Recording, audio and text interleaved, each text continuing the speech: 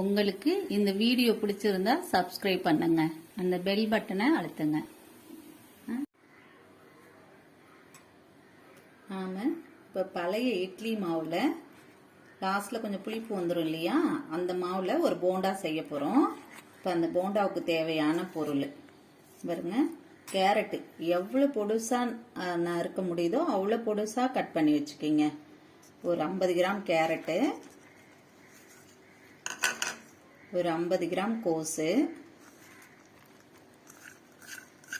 நைஸா நறுக்கிக்கிங்க. ஒரு பெரிய வெங்காயம், அதுவும் ஒரு 50 கிராம் மாதிரி.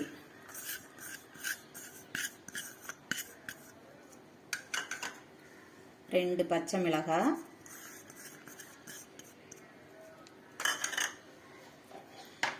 கருவேப்பிலை கொஞ்சம் அரிஞ்சு வச்சிருக்கேன். கருவேப்பிலை, கொத்தமல்லி கொஞ்சம் எல்லாமே பொடுசா எவ்வளவுதான் அறிய முடியுதோ அவ்வளவுதான் அரிஞ்சு வச்சுக்கிங்க. நம்ம இட்லி மாவுல உப்பு போட்டிருப்போம், இருந்தாலும் கொஞ்சம் இதெல்லாம் போடுறோம் இல்லைங்களா, ஒரு 1/4 ஸ்பூன் உப்பு போட்டுக்குங்க. இட்லி மாவு கொஞ்சம் தண்ணி மாதிரி இருக்கும், நம்ம போண்டா செய்ய வராது. அதை தொட்டு 2 ஸ்பூன் மைதா மாவு,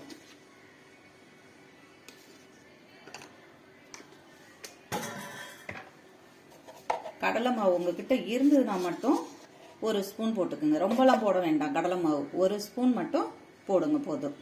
இது நம்ம இப்ப கலந்து பார்ப்போம் எப்படி இருக்குதுன்ட்டு. கலந்துட்டு ரொம்ப தண்ணி மாதிரி இருந்தா மட்டும் கொஞ்சம் மைதா மாவு கலக்குங்க, இல்லைன்னா நம்ம அப்படியே எண்ணெயில போட்டுடலாம். ரொம்ப நல்லா இருக்கும் இந்த போண்டா. இருங்க கலக்கி பார்ப்போம், எல்லாத்தையும் நல்லா மிக்ஸ் பண்ணிடுவோம்.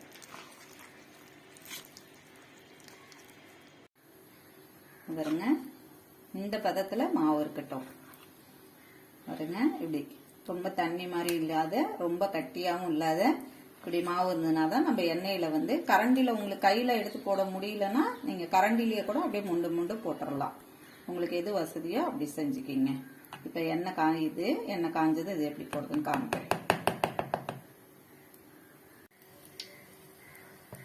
பாருங்க, இப்படி கிள்ளி கிள்ளி போட்டுருங்க.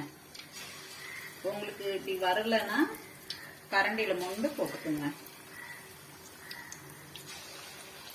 இப்படி ஒண்ணு ஒண்ணா கிள்ளி கிள்ளி போடுங்க.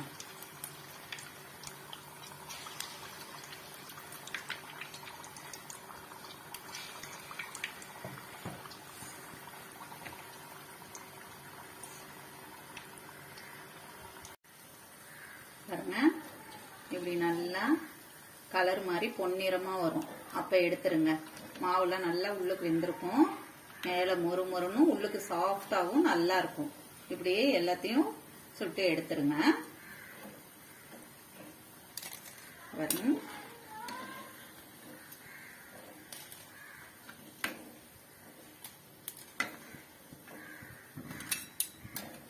இப்படி இருக்கும் நல்லா பொன்னிறமா. நல்லா ஈவினிங் ஸ்நாக்ஸ்க்கு ரொம்ப நல்லா இருக்கும். பாருங்க, நல்ல சூப்பரா இருக்கும். இந்த கலர்ல நல்ல சாஃப்டாவும் இருக்கும், இப்படி நல்ல மொறுமொறுன்னு இருக்கும். உள்ளுக்கு நல்ல சாஃப்டா இருக்கும், மேல நல்ல மொறுமொறுன்னு இருக்கும். சாயந்தரம் ஸ்நாக்ஸா பண்ணி கொடுக்கலாம். சாஸ் வச்சு தேங்காய் சட்னி வச்சு கொடுங்க, ரொம்ப சூப்பரா இருக்கும்.